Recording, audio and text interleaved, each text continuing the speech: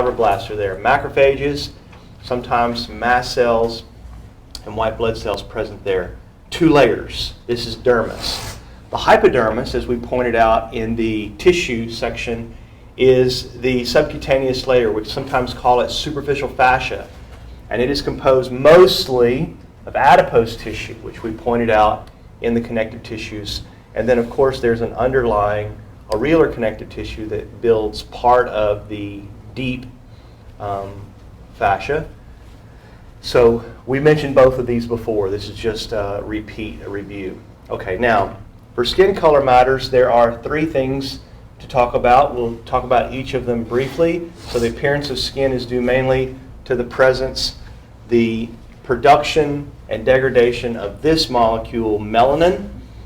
It has a yellowish to reddish brown to black pigment, so there's a wide variety of variations of colors depending on what type of melanin you're talking about.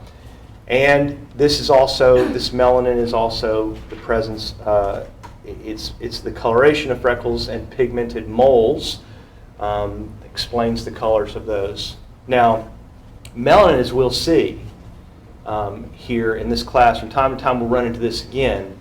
So every textbook mentions melanin here as the major skin pigment. But we will also see here in just a few moments for hair,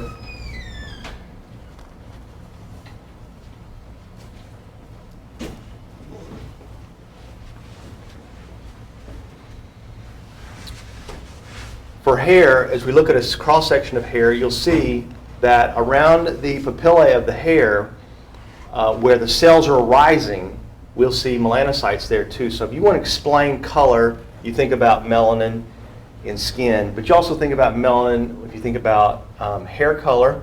You'll also find, as we progress in the semester, start looking at various structures, we'll look at the eyes, and you'll see that the presence of coloration within the iris, so that in that smooth muscle layer of the iris, there are melanocytes there too that determine the color of your eyes. So it's an important color pigment for skin, for hair, for eye color.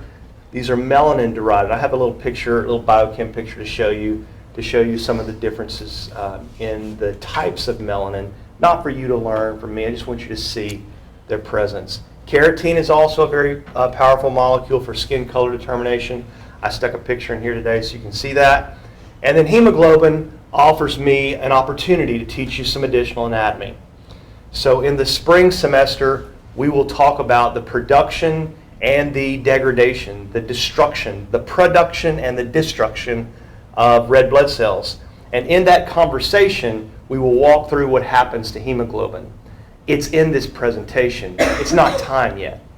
I just want you to see it, and I want you to learn some anatomy things that are really important that explain where the color is going from hemoglobin.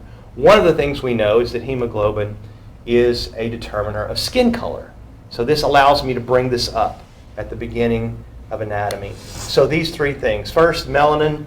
This is a biochem picture, as I mentioned to you before. And this shows you that there are versions, various versions. And you can see here, even in this color picture,